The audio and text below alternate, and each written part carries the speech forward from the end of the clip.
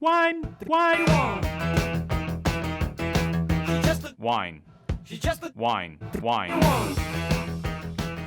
Jerry Casale next to me. I don't know if you know this guy. I know if, how do I say this? If you ever listened to music like before, like in the late 70s, early 80s, even now, you would know who this guy is.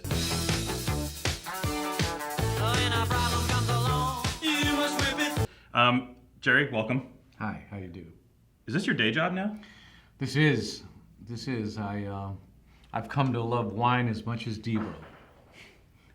Maybe. Well, I'm gonna say maybe even more. No. Maybe even more. Well, it was a lifelong development, and really, I have Devo to blame or thank, however you want to look at it, because I grew up in Ohio where there was no wine, and if there was wine, it was Mogan David and Night Train, and I didn't understand why people liked wine, cheese either. It was like Velveeta.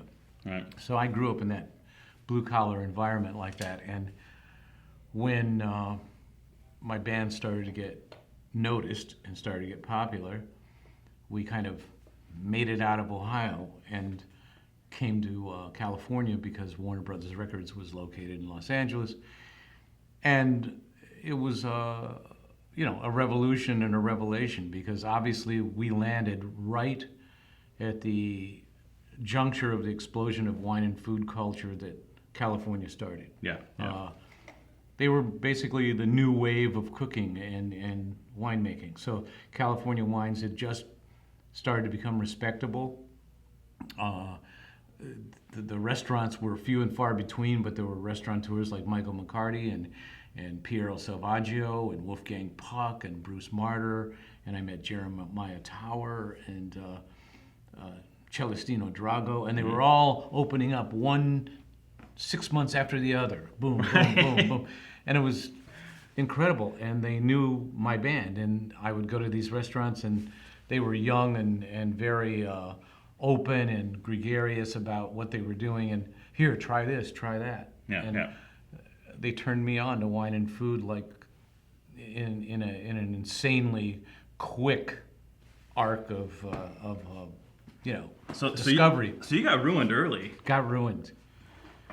And at first I was just a consumer. Mm-hmm. And then I started asking questions because I actually realized these guys were artists. I mean, what people were doing with wine and food was really, really interesting to me. Mm-hmm. And I started asking questions.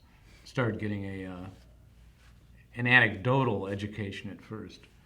And then by traveling and being on tour, I got to taste wines all over the Western world. Yeah. And it started something that became an obsession. So instead of throwing chairs out of hotel rooms in Paris, you were taking like day trips into Burgundy and stuff like that. It'd be funny. It would be funny, I mean, there are a lot of nefarious characters in the record business, but the ones at the top are rich and they eat and drink well. Yeah. And they would invite us out. Do you want to go to a villa today? I know this guy, he makes wine, he's my friend, right? And the rest of the band would go, we're going shopping. Right. And I'd like, I'm going.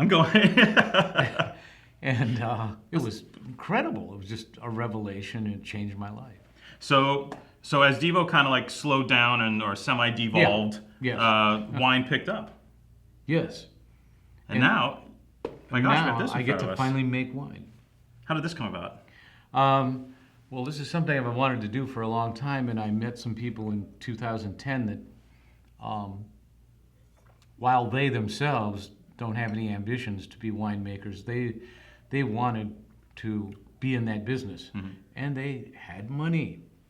So we started talking, and they bought property in Napa, and put me in charge of getting it developed and getting permits and getting it planted. Now those varietals are Bordeaux-style varietals, and they won't be producing viable fruit until probably 5 years from now. So you're in the process of clearing and planting right now? Yeah. Putting sticks in the ground? Yeah.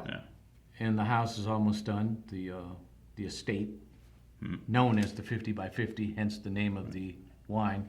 So in the meantime, I did what I'd always wanted to do to just start making wine. I went to my first love, Pinot Noir, and the best place for Pinot Noir fruit in California, arguably to some, is Sonoma. Yeah. And Sonoma Coast and Russian River. And I found incredible fruit in Sonoma Coast at Rogers Creek, a guy named Jonathan Goldman, who's just a grower. And the vines were 12 years old, and they were like perfect shape on about a 9% terraced incline, and about 650 feet above sea level with a nice ocean breeze, and just perfect for Pinot Noir fruit. And he grows 3 clones there, but when I tasted them repeatedly as the process went on and on, I decided on the 667 Dijon and the Pommard. And then we tried various blends of those. Mm-hmm. And just so happened, oddly enough, that the 50%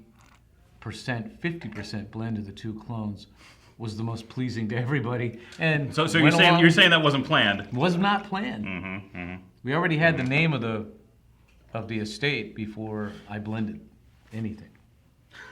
So, the wine spent like 11 months on New French oak, small barriques, and then 6 months in the bottle before I'd release it, because from experience, I knew what happened with Pinot Noir in the bottle. Right, exactly, yeah. So, and you're still going to be making Pinot Noir as you move forward with the Napa project, right? Since Burgundy's kind of your muse, and one of your muses in the first place. Yeah, and so and you don't grow Pinot in Napa, No. or at least I don't think anybody smart would. They could tell you, yeah, right? But I'm really excited about the blend that we're going to be doing there, because it'll be Cabernet Sauvignon, Merlot, and Cabernet Franc, and I intend to use a good bit of Cabernet Franc. More like something like, this is odd because people go, why you want to do that? But like Calon Segura, for instance, has a good bit of Cabernet Franc, and I really like what that brings to the wine, and I like the balance. I like wines that are versatile, go well with a lot of different dishes, don't leave you, fuzzy-headed and burned out the next day. Right. That's where I went with my wine tastes. So when's the main place going to be open? What's your ETA for? I expect to introduce the next vintage of the Pinot Noir and the Rosé of Pinot Noir, like at the end of April or the beginning of May, at the 50 by 50 property in Napa on Monticello Road. And this house that is the house the backers are putting up is from plans that Mies van der Rohe had in 1952, and he never got to build it. And they went to his heirs, and the heirs gave them the rights to take the plans and basically realize the house meticulously according to Mies van der Rohe's plan. So what it is, it's a 50-foot by 50-foot glass house, and the panels of glass are 25 feet long, 10 feet high, buttressed in the middle by one vertical support, and only a mullion at the end. So you have this 360 view of your property uninterrupted as you walk around the house. And all the load bearing is a central core in the center of the house, surrounded by cabinetry and plumbing, and that holds the ceiling in place. So the glass walls aren't even supporting that much weight. Were you following Van der Rohe back when you were like in art school? Yeah, back at Kent State? Yeah. And so you're already down with this. You already you were like, wow, that place is pretty. Well, that's what made it such an amazing, fortuitous meeting with these guys. They loved early 20th century architecture. Yeah. They loved the Bauhaus. They loved Corbusier. They loved Mies. They loved Richard Neutra and Schindler. And I'm going, well, hi, how you doing? Just happen to have this here. Let me show you. Yeah. Dude, who does the ha ha ha part on Peekaboo? Me. That was you on the track, hey? Peekaboo!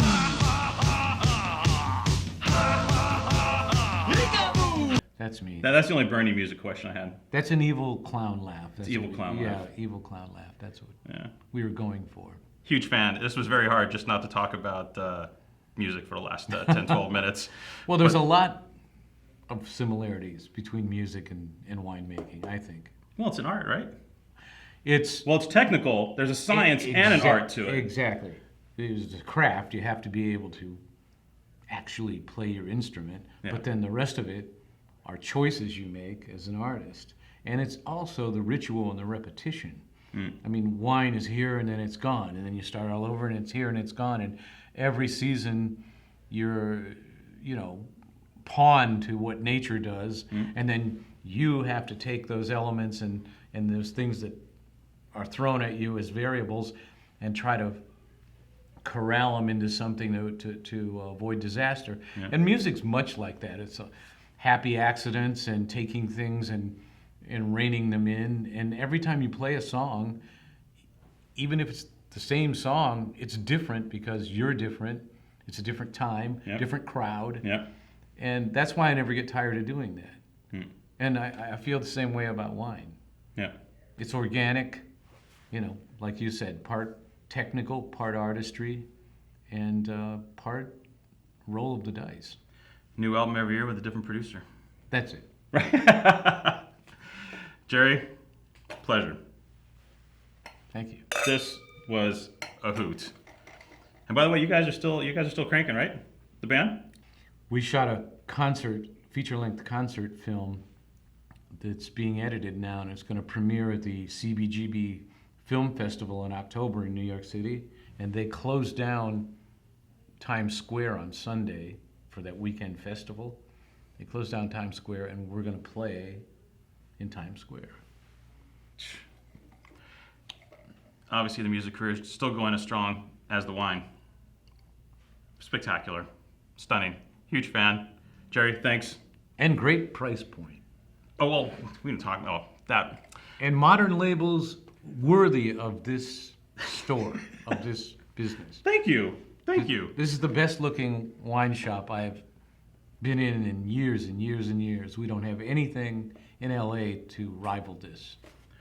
We're gonna quote him on that. Doesn't know yet. And we're also gonna ask you, maybe we can play a little Gate to Steal into the intro. I love Jesus. So do I. My favorite tune. Sure, Jerry. All right, we're out.